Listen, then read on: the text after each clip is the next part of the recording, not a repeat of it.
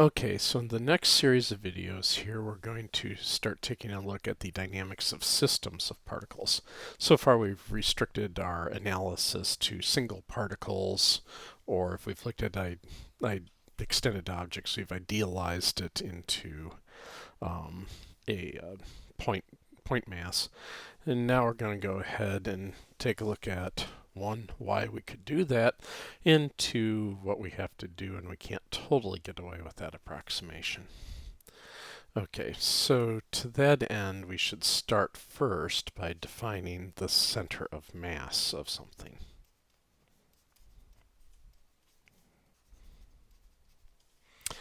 Okay, so we'll define the position of the center of mass as being literally the weighted average, this is sort of where the term comes from, of the positions of all of the constituent particles.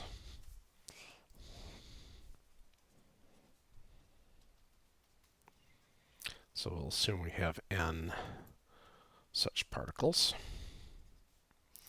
So you multiply each particle's position by its mass, and then divide by the mass of the whole thing. Okay, we can write this more compactly in summation notation. Sum mi(ri) over, and then we can just say, if we want, the mass of the whole thing, like so, and this would be the sum over I. Okay, so that is our definition of the center of mass. We will also, while we're at it, define the linear momentum of a system.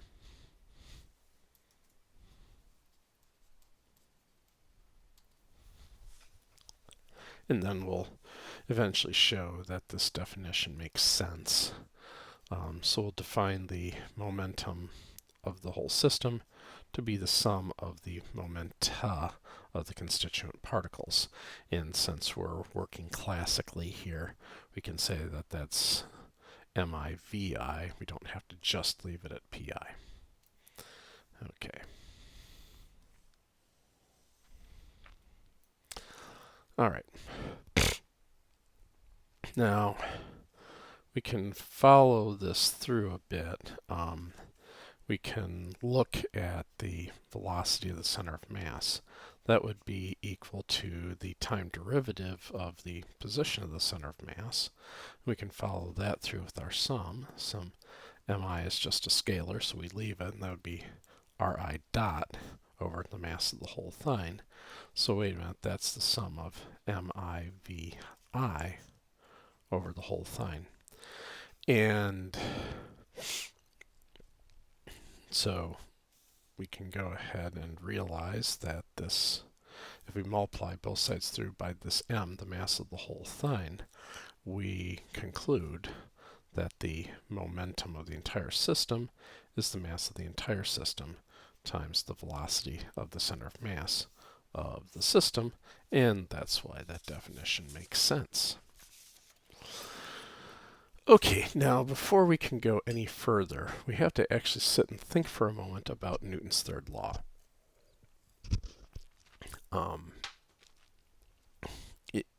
We remember what it says. It says that for every object there's an equal and opposite reaction, or the mutual interaction of two bodies is of the same magnitude and directed in opposite directions.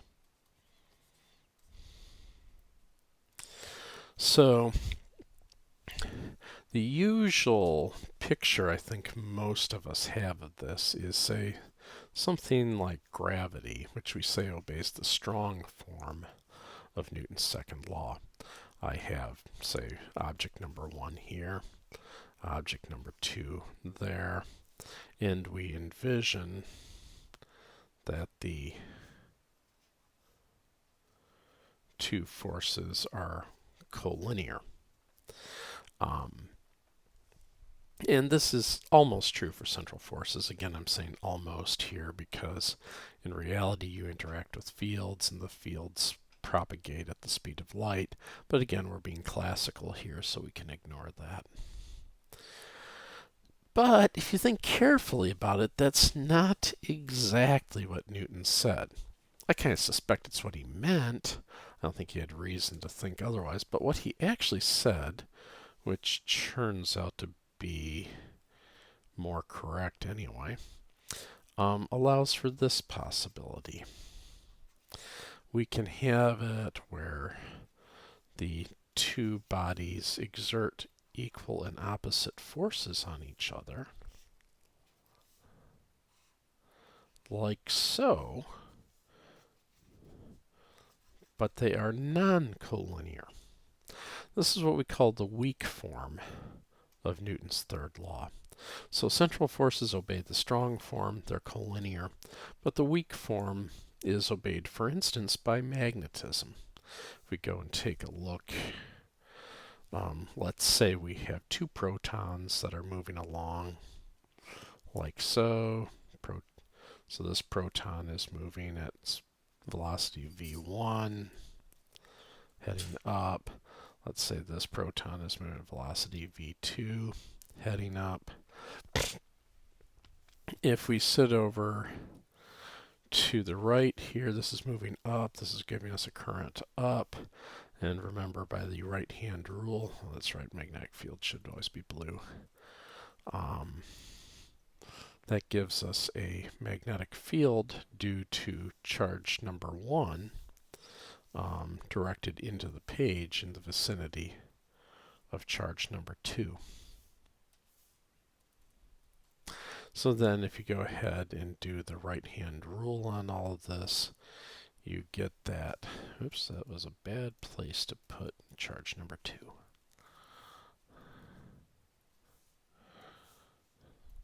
There, much better. If you go ahead and do the right-hand rule on this, you get that the force on 2 due to 1 points to the left, like so. By the same token, this is going up, so we have a current basically going up, and so by the right-hand rule, the magnetic field in the vicinity of charge 1 is pointing out of the page. And again, if you go ahead and do the right-hand rule on this, you'll see that the force on 1 due to 2 is acting to the right. These are certainly an action-reaction pair, and the forces are non-collinear. So when we're talking about general forces, we can only really invoke the weak form of Newton's third law. That said, we'll get to a point where we'll have a very useful result that's only true if the forces are central. But we have to keep that in mind. Okay, so with all of that out of the way, let's start looking at the net force on some particle. So let me go ahead and throw up a coordinate system over here. And then we can say this is my particle number 1. So this is M1, like so. And I can have my particle number 2 over here. And then we'll say that this is my ith particle there. And we'll have a whole bunch of other particles in various places. But we're just going to look at these 3 for the moment.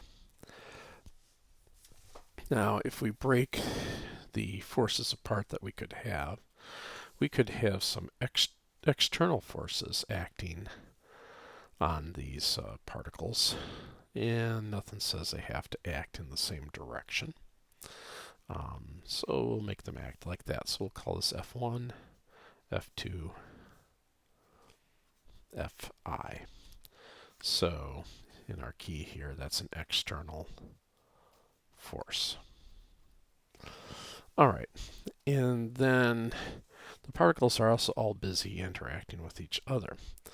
For instance here, we can say that this is F12, so force on 1 due to particle 2, and then that would be its action-reaction pair there, F21. And then we could also say that this is f1i and fi1, like so. Then we could have, say, fi2 and f2i, like that, for instance. All right. So now what I'm going to go ahead and do is I'm going to state that there are no self-forces. You'll see later when you get into quantum field theory that that can get a little hazy, but this is classical mechanics. So I'm stating that there are no self-forces.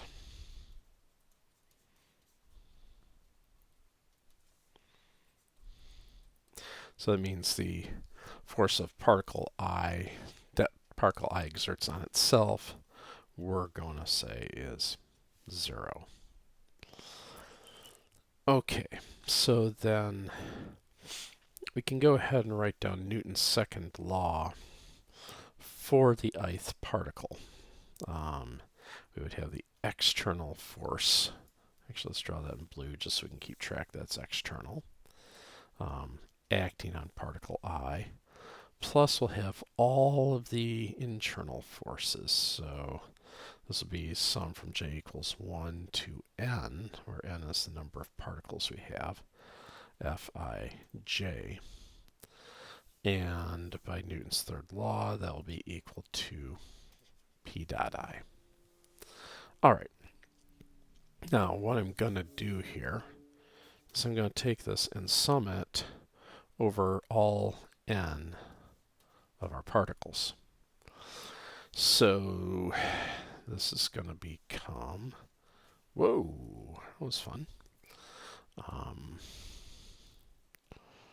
So this is going to become sum over I equals 1 to n fi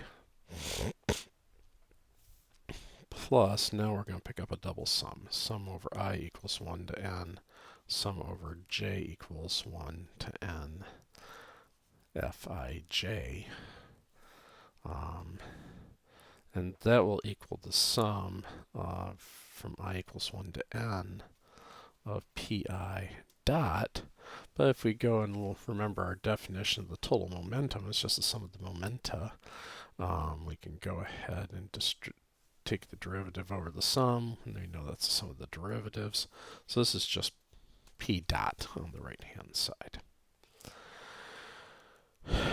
All right, so now let's look a little more carefully at this sum right here. Now, first off, if we have it where the indices are the same, Fii is equal to 0. And the weak form of Newton's third law will allow that Fij equals minus Fji. So we can go ahead and evaluate this term by using the dummy index trick, which I'm just about to introduce. If you don't mind, I'm just, out of laziness, I'm just going to start writing sum over I and sum over j, unless for some reason I need to make it clear that's something other than from 1 to n. So we'll write this sum over I, sum over j, Fij. And it's totally legal for me to say that's equal to the average of that sum taken twice.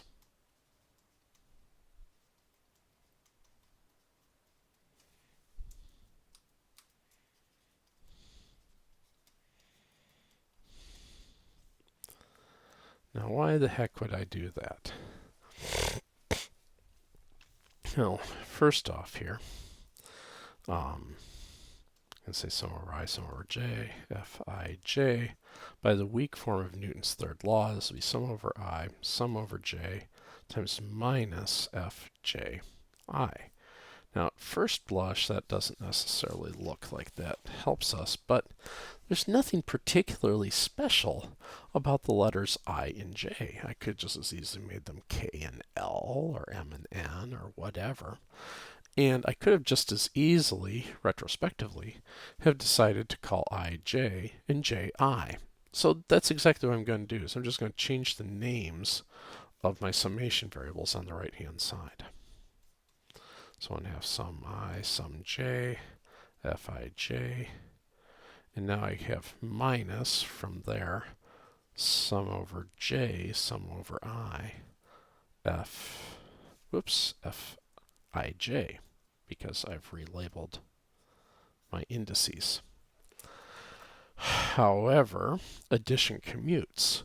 And since addition commutes, I am perfectly free to just go ahead and swap my summations, the order of my summations. So I will do that. Sum over I, sum over j, fij minus sum over I, sum over j, fij. Oh, hey, those two are the same thing. So every term is individually 0. And so I get that our double sum, sum over I, sum over j, fij, is just plain 0. So going all the way back to this guy, which we'll call star, we've now shown that the term in red is actually just plain 0. And so that guy now becomes just sum over I, and I'll go ahead and even write the one to end this time, Fi. So just the external forces equals P dot. So in your intro mechanics courses, we did that, and then we didn't really sweat too much the fact that we were dealing with that we were ignoring all the forces that were holding all the molecules together, but that's why you can get away with it. As long as the mass of our system isn't changing, we can write that this is equal to m times a center of mass while we're at it. So this allows us, one, to conclude that the center of mass moves as if it were a single particle of mass equal to the total mass of the system, acted on by the total external force and independent of the nature of the internal forces, with the caveat that they do have to follow the weak version of Newton's third law. Also, we can say that the linear momentum of the system is the same as if a single particle of mass m were located at the center of mass, and that it moves the way that the center of mass moves.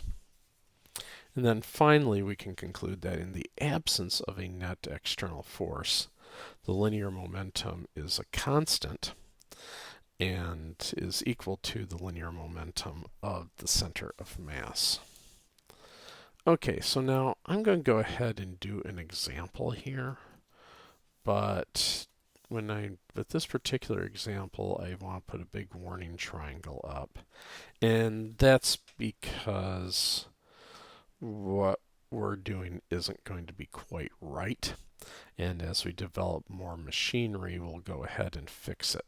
So we're heading towards a wrong result, but I think it's instructive to go ahead and head down the path of wrongness to see what's going on.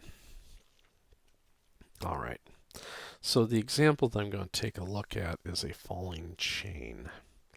So it's attached at 2 points like this.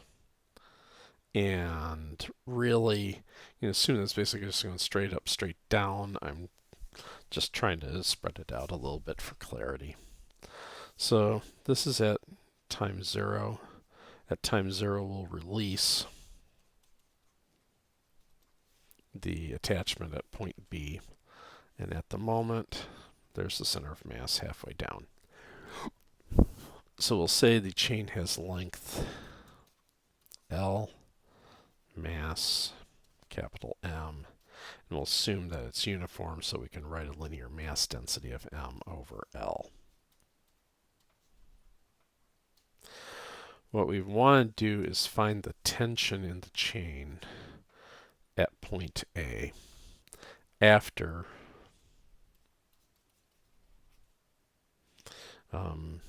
B has fallen some distance x.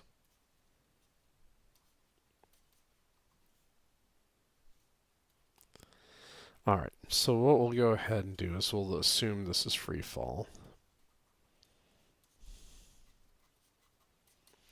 And hold our nose and see where that takes us. So we'll draw this again at some later time, just so we can clarify our thinking. There's my point A. There's now my point B.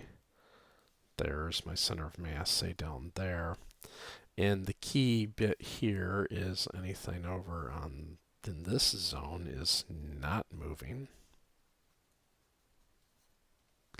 And then anything over in this zone is moving. Whoops.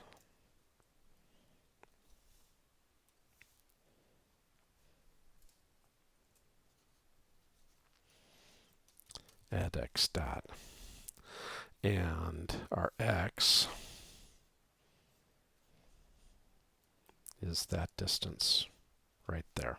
Oh, I should change the color of that.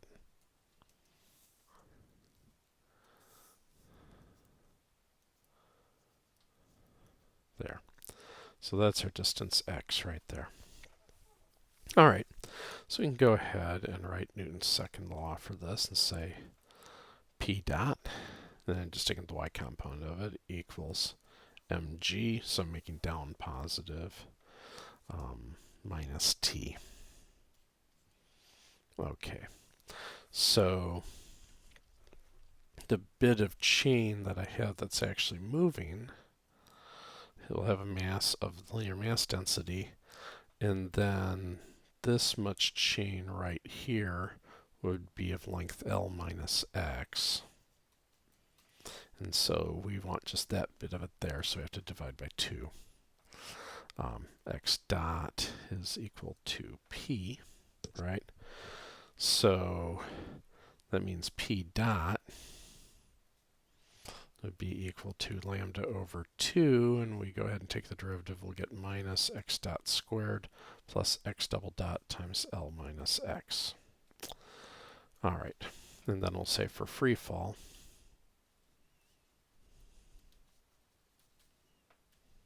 x is equal to 1/2 gt squared, just recycling that'll result. So that'll give us that x is equal to gt. But from here, this will give me that t is equal to root 2x over g. So I can write this as g times root 2x over g, or root 2gx. Sorry, that's x dot there. And then finally, x double dot would be g. So after all that, I will have that my p dot is equal to lambda over 2, and now I'm just going to substitute away. I'll get a minus 2gx from the x dot squared bit, and then from the x double dot I'm going to pick up a g, and then I will have my L minus x. And by the second law, we said that was equal to mg minus t, like so. Okay. So, let's go ahead and put in the linear mass density back as being m over L, just so we can hopefully cancel some m's, or at least make more sense of it. So this will be 1/2 m over L. And I have a minus gx here, so this really becomes minus 3gx. And then I have a plus gl is equal to mg minus t. And I can rearrange that for t and get mg over 2 times 3x over L plus 1. And when we do that, so again, the big warning triangle, it turns out this disagrees with experiment. If you want to look up the experiment, you can find it in the American Journal of Physics. This is usually how we do citations in the sciences. Volume 57, we always write the volume number with an underline. If you publish it, you make it boldface. And then for older articles, you give the page number. For newer articles, you give the article number, depending on the journal. MJPhys is still on page numbers, I believe. 154. And then it's a double check that you got the right volume number. You put in the year 1989 in parentheses like that. And so it disagrees. So this result, which seems totally reasonable, disagrees with experiment when it's actually done. And I want you to sit and have a good think about what it is that we did wrong. So after you go ahead, pause the video, have the good think, and then I'll get back with you on the other side.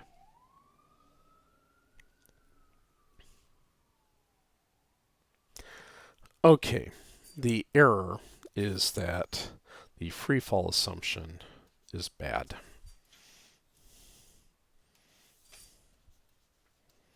So the free fall assumption is an error.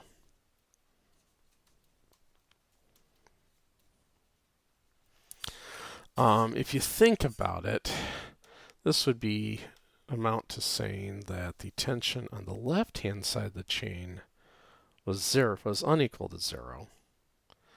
And the tension on the right-hand side of the chain was equal to 0. And so if this was the case, we would have a tension on the left-hand side pulling this way due to the discontinuity at the bottom of the chain, which would be pulling the chain over. So anyway, we'll develop more machinery and revisit this in a subsequent video. So this is to be continued.